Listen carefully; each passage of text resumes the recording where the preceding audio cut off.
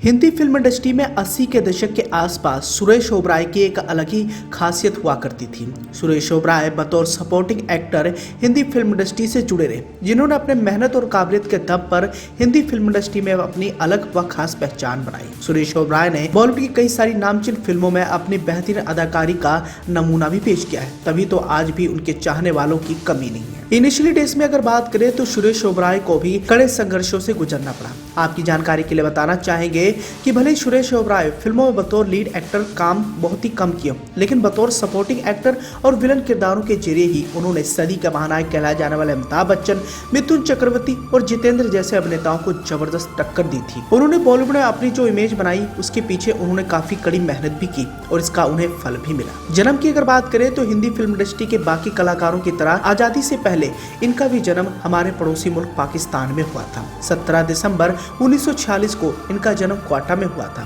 सुरेश ओबराय उनके परिवार ने भारत में आने के बाद एक रिफ्यूजी बनकर अपना गुजारा बसर कर चुके थे और एक बार इंटरव्यू के दौरान सुरेश ओबराय ने अपने जीवन में संघर्ष के बारे में बातचीत करते हुए अपना दर्द शेयर किया था। इस पर उन्होंने कहा था कि बंटवारे के बाद वो अपने परिवार के साथ भागकर पाकिस्तान से भारत आ गए थे। उस दौरान वो जब रिफ्यूजी कैंप में रह रहे थे तो खाने के लिए दाल चावल और रोटी तक नहीं थी। ऐसे में उन्हें सिर्फ चीनी और रोटी खाकर ही गुजारा करना पड़ता था। हालांकि पाकिस्तान में सुरेश ओबराय के पिता का अच्छा खासा रियल एस्टेट का बिजनेस था, लेकिन सब कुछ छोड़कर उन्होंने लोगों को रिफ्यूजी जिंदगी बितानी पड़ी और करोड़ों का कारोबार पीछे पाकिस्तान में छोड़ना पड़ा था। सुरेश ओबराय की बात करें तो इनिशियली डेज में उनके घर की हालत बहुत ज्यादा ठीक थी, लेकिन आजादी के बाद सब कुछ छिन गया। बताया जाता है कि सुरेश ओबराय के 4 भाई बहन थे और उनमें से वो सबसे छोटे थे। रिफ्यूजी कैंप में जब हालत बहुत ज्यादा खराब हो गए थे और गुजारा करना मुश्किल हो गया, तब उनके पिता ने किसी तरह पाकिस्तान जाने की हिम्मत दिखाई। वो वहाँ मुसलमान बनकर किसी तरह गए और किसी तरह उन्होंने वहाँ की प्रॉपर्टी और बिजनेस बेचा। फिर वो इंडिया आए और उन पैसों से उनके माता पिता ने भारत में अपना घर बसाया। घर में ये सब देखने के बाद सुरेश ओबराय को भी ये ज्ञात हुआ कि उनके घर की आर्थिक हालत बिल्कुल भी ठीक नहीं है। ऐसे में उन्होंने अपने करियर पर फोकस करना शुरू कर दिया। इनिशियली डेज की बात करें तो उन्होंने अपने करियर की शुरुआत बतौर एक रेडियो शो से की थी। बाद में उन्होंने मॉडलिंग की दुनिया में रुख किया और फिर फिल्मों में अपनी किस्मत आजमाई। मीडिया रिपोर्ट्स के मानिए तो बताया जाता है कि 1977 में आई फिल्म जीवन मुक्त से इन्होंने अपना पहला कदम हिंदी फिल्म इंडस्ट्री में रखा। फिर साल 1980 में रिलीज हुई फिल्म एक बार फिर में वो मुख्य अभिनेता के तौर पर नजर आए। शुरुआती में भले सुरेश ओबराय ने कई सारी फिल्मों में लीड रोल किए, लेकिन सफलता सपोर्टिंग किरदारों से ही उन्हें मिली और उनके करियर को एक लंबी उड़ान भी मिली। सुरेश ओबराय बॉलीवुड के उन चुनिंदा कलाकारों में से एक है जिनकी अदाकारी 80 से लेकर मौजूदा समय में काफी ज्यादा पसंद की जाती है। हालांकि हिंदी फिल्म इंडस्ट्री में इन्हें नाम कमाने के लिए कड़े संघर्षों से गुजरना पड़ा। आपकी जानकारी के लिए बताना चाहेंगे कि आजादी के बाद सुरेश ओबराय का पूरा परिवार पाकिस्तान से भारत तो आ गया था और भारत में आकर इनका परिवार हैदराबाद में आकर बसा, लेकिन सुरेश ओबराय की चाह थी कि वो हिंदी फिल्म इंडस्ट्री में अपना नाम कमाए।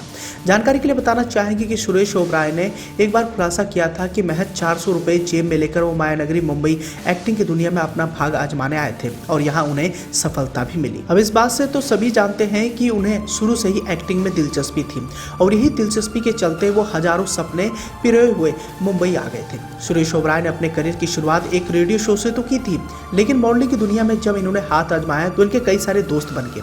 दोस्त बनते उनका लिंक हिंदी फिल्म इंडस्ट्री के दिग्गज निर्माता निर्देशकों के साथ रहा और इसका फायदा भी उन्हें मिला। पहले फिल्म मिलने के बाद सुरेश ओबराय ने कभी पीछे मुड़कर नहीं देखा। आने वाले समय में उन्होंने कई सारी बड़ी फिल्मों में काम भी किया, जिन फिल्मों के चलते उनका काफी नाम और शोहरत भी हुआ। हिंदी फिल्म इंडस्ट्री में कई सारे किरदार निभाने के लिए सुरेश ओबराय को साल 1987 में सर्वश्रेष्ठ सहायक अभिनेता का राष्ट्रीय फिल्म पुरस्कार से नवाजा भी गया था। सुरेश ओबराय की अत्यधिक चर्चित फिल्म की अगर बात करें, जिनमें सोल्जर, सफारी, गदर, एक प्रेम कथा, लज्जा, प्यार तूने क्या किया और कबीर सिंह समेत और भी कई सारी फिल्में हैं, जिन फिल्मों में इनकी मशहूर अदाकारी का नमूना हमें देखने को मिला। अब सुरेश ओबराय को हिंदी फिल्म इंडस्ट्री से जुड़े हुए कई सारे दशक हो गए और इस दौरान इन्होंने नाम और शोहरत के अलावा करोड़ों की संपत्ति भी कमाई है। अपने एक्टिंग के दम पर न केवल सुरेश ओबराय ने नाम कमाया बल्कि जमकर कमाई भी की है। मौजूदा दौर में वो करोड़ों की संपत्ति के मालिक हैं। मीडिया रिपोर्ट्स के अनुसार बताया जाता है कि सुरेश ओबराय की कुल संपत्ति $8 मिलियन यानी 65 करोड़ रुपए के आसपास के बताया जाता है। इसके साथ ही वो कई सारे लग्जरी कारों के मालिक भी हैं। इसी के साथ ही अगर सुरेश ओबराय की पर्सनल लाइफ की तरफ डालें तो आपकी जानकारी के लिए बताना चाहेंगे कि सुरेश ओबराय ने हिंदी फिल्म इंडस्ट्री में अपना करियर शुरू करने से पहले ही शादी के पवित्र बंधन में बंध चुके थे। उन्होंने 1 अगस्त 1974 को यशोधरा से मद्रास में शादी की थी। उनकी पत्नी पंजाबी परिवार से ताल्लुकात रखती हैं। इन दोनों के बेटे का नाम है विवेक ओबराय, जो कि अभिनेता है, और बेटी का नाम मेघना ओबराय है। तो ऐसे में दोस्तों आप ये समझ सकते हैं कि सुरेश ओबराय वही हैं जो आज करोड़ों की संपत्ति के मालिक हैं। लेकिन पाकिस्तान में जन्मे सुरेश ओबराय को भी कड़े संघर्षों से गुजरना पड़ा था। आज़ादी के बंटवारे के बाद वो पाकिस्तान से भारत आए और रिफ्यूजी कैंप में रहकर उन्होंने अपने परिवार के साथ चीनी रोटी खाकर गुजारा बसर किया। इसी के साथ ही अगर वर्क फ्रंट की तरफ डालें तो जैसे कि आप सभी जानते हैं कि मौजूदा दौर में भी सुरेश ओबराय हिंदी फिल्म इंडस्ट्री की तमाम बड़ी फिल्मों का हिस्सा बन रहे हैं और आने वाले समय में सुरेश ओबराय जल्द ही रणबीर कपूर, रश्मिका मंदाना फिल्म एनिमल में नजर आने वाले हैं, जिस फिल्म का आगाज 11 अगस्त 2023 को होने वाला है।